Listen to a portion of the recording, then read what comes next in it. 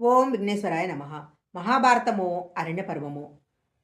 ఇది ఇలా ఉండగా అయోధ్యలో నారాయణుడు ఆదిశేషునితో సహా అన్నదమ్ములుగా దశరథ మహారాజుకు జన్మించారు. వారు పెరిగి పెద్దవారే వేదవేదాంగాలు చదువుకున్నారు. విలువిద్యలో నిష్ణాతులైనారు. దశరథుడు వారికి వివాహాలు జరిపించాడు. శ్రీరాముని యవరాజు పట్టాభిషిక్తుని చేయాలని నిశ్చయించాడు. మంత్రులను పౌరులను సంప్రదించి ముహూర్తం నిశ్చయించాడు. ఆ సమయంలో మందర కైకేయి దగ్గరకు పోయి, అమ్మా, నీ భర్త నీపై ప్రేమ చూపించినట్లు చూపించి నిన్ను మోసం చేశాడు. అతనికి కౌసల్య మీదనే ప్రేమ. అందుకే ఆమె కుమారుడైన రాముడికి పట్టాభిషేకం చేస్తున్నాడు. ఇక నువ్వు నీ కుమారుడు వారికి దాస్యం చేస్తూ బ్రతకండి అన్నది. ఆమె మాటల ప్రభావానికి లొంగిపోయిన కైక దశరథునితో, ఇది వరకు మీరు నాకు 3 వరాలు ఇస్తానని మాటిచ్చారు కదా, అవి ఇప్పుడు ఇవ్వండి అని కోరింది. అందుకు అంగీకరించిన దశరథునితో, నా కుమారుడైన భరతునికి పట్టాభిషేకం చేసి శ్రీరాముని 14 ఏండ్లు అరణ్యాలకు పంపమని కోరింది. ఆ మాటలు విని దశరథుడు దినమైనా రాముని వదలలేని చెప్పి శ్రోదప్పి పడిపోయాడు. కైకేయి వరాలు తండ్రి ఆవేదన గ్రహించిన రాముడు తండ్రి మాట నిలబెట్టడానికి అరణ్యాలకు పయనమయ్యాడు. రామునితో లక్ష్మణుడు, రాముని భార్య సీత అరణ్యాలకు పయనమయ్యారు. సృహ నుండి తేరుకున్న దశరథుడు కుమారుడైన రాముడు లక్ష్మణుడు సీతను వెంటబెట్టుకుని అడవులకు వెళ్లటం సహించలేక మరణించాడు. కైకేయి భర్తని పిలిపించి, కుమార, మీ తండ్రి దశరథుడు మరణించాడు. మీ అన్నలు వనవాసం వెళ్లారు. ఈ రాజ్యానికి వారసుడు నువ్వే కాబట్టి రాజ్యభారం వహించు అని చెప్పింది. దానికి భరతుడు, అమ్మా, నువ్వు మా సూర్యవంశానికి మచ్చ తెచ్చావు. కోరరాని కోరిక కోరి నా తండ్రి మరణానికి కారకురాలువయ్యావు. నా అన్న రాముని లక్ష్మణుని వదిన సీతమ్మను అరణ్యాలకు పంపావు. నీ పాపాలకు అంతులేదా అని నిందించాడు. పాదుకా పట్టాభిషేకము. భరతుడు తర్వాత తండ్రికి అంత్యక్రియలు జరిపించాడు. మంత్రులు, సామంతులు, 3 తల్లులు, తమ్ముడు శత్రుఘ్నుడితో సకల పరివారంతో చిత్రకూటంలో ఉన్న రాముని దగ్గరకు వెళ్ళాడు.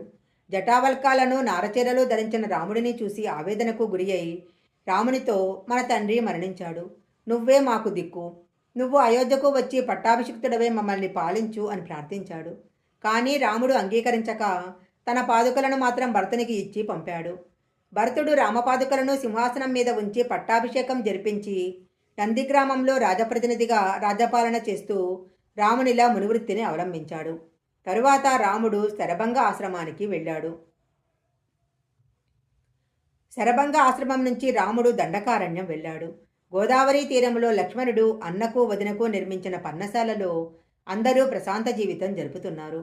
దశకంఠుని చెల్లెళ్ళు శూర్పణఖ రాముని చూసి మోహపరవశ అయి వారికి అపకారం చేయబోతుండగా లక్ష్మణుడు ఆమె ముక్కు చెవులు కోశాడు. శూర్పణఖ పురికొల్పగా కరుడు, దుషణుడు అనే ఆమె సోదరులు 14,000 రాక్షసులతో రాముని మీదకు యుద్ధానికి వచ్చారు. రాముని చేతలో వారంతా హతులయ్యారు. శూర్పణఖ రావణుని కాళ్ళపై పడి రోధించగా రావణుడు, సోదరికి పరాభవం చేసిన వాడెవడో చెప్పు, వెంటనే వాడిని వధిస్తాను, వాడు ఆయుష్ తీరింది అన్నాడు. శూర్పణఖ తాను రాముని చూసిన దగ్గర నుంచి కరదోషణను వధించటం వరకు అంతా చెప్పింది.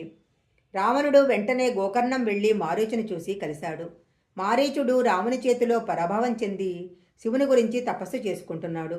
ఒకప్పుడు రావణునికి మంత్రిగా పనిచేసిన మారీచుడు రావణుని ఆహ్వానించాడు. అప్పుడు రావణుడు, రాముడనేవాడు మన కరదోషణలను సంహరించాడు. వాడిని పరాభవించటానికి నువ్వు సహకరించాలి అన్నాడు. ఆ మాటలు విన్న మారీచుడు వణికిపోతూ, యుద్ధంలో రాముని పరాక్రమం నువ్వు వినలేదేమో. శివుడి కూడా రాముని బాణానికి ఎదురు నిలవలేడు. నీకు చేటుకాలం దాపరించి ఈ కార్యానికి పూనుకున్నావు. నేను రాముని చేతిలో ఓడిపోయి ఇలా శివుని గురించి తపస్సు చేస్తున్నాను అన్నాడు. అప్పుడు రావణుడు, నా మాట వినకుంటే నిన్ను సంహరిస్తాను అన్నాడు. ఇక రావణుడు వినడని తెలుసుకుని మారీచుడు రావణుని చేతిలో మరణించటం కంటే ధర్మాత్ముడైన రాముని చేతిలో మరణించటం మేలని తలచాడు. అప్పుడు రావణుడు, నువ్వు మాయాలేడి రూపం ధరించి సీతను ప్రలోభపెట్టు. సీత ఆ లేడిని కావాలని కోరుతుంది. రాముడు బంగారు లేడి కోసం వెళ్ళినప్పుడు నేను సీతను అపహరిస్తాను. సీతావియోగంతో రాముడు పరితపిస్తాడు అన్నాడు.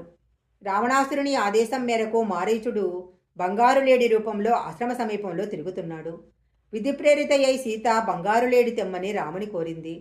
రాముడు సీతారక్షణను లక్ష్మణునికి చెప్పి బంగారు లేడి కోసం వెళ్ళాడు. అందినట్లే అందుతూ ఆ లేడి రాముడిని అడవిలో చాలా దూరం తీసుకువెళ్ళింది. అప్పటికి రాముడు యథార్థం గ్రహించి శరీరం సంధించి మారీచుని కొట్టాడు. మారీచుడు చనిపోతూ, ఆ సీత, హా లక్ష్మణ అని రాముని కంఠాన్ని అనుకరిస్తూ ప్రాణాలు వదిలాడు. ఆ అరుపులు విన్న సీత లక్ష్మణ, మీ అన్నయ్య ఆపదలో ఉన్నట్లున్నాడు. నువ్వు వెళ్ళి రక్షించు అన్నది. అప్పుడు లక్ష్మణుడు, అమ్మా సీత, మా అన్నయ్య పరాక్రమవంతుడు, భయపడకు. అన్నయ్య శత్రు సంహారం చేసి రాగలడు అన్నాడు. దానితో సీతకు కోపం వచ్చి లక్ష్మణుడిపై ఆవేశంతో, లక్ష్మణ, నీ తలపు అర్థమైంది. నీకు నా మీద ఆశ ఉంది.